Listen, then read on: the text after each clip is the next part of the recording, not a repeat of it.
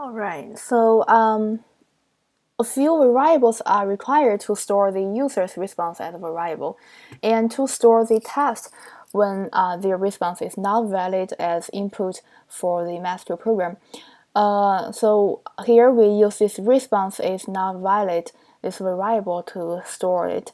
And you can see if you look at the Lego Python code in this pseudocode, you can see after we have this response is not valid is true, and if this variable's value is true, then we follow the rest of the code like here, and the variable this response is not valid within this inner while loop will prompt the user with the question first before the program gets the response as the prompt.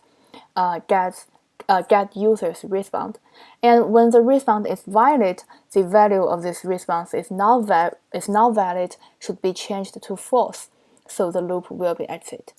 Okay, so within this loop, the program should display a simple error message when the response is not valid, and to respect this program refinement about invalid input, the program will redisplay the same question and prompt after the error message anyway, again waiting for a new response from the user.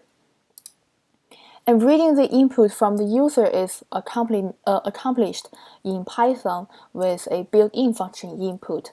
A string can be displayed as a prompt in the screen to the user to respond it.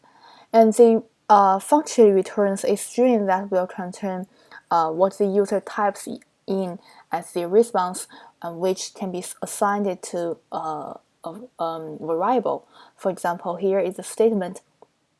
The answer is a variable can accept the input function's result, and the input's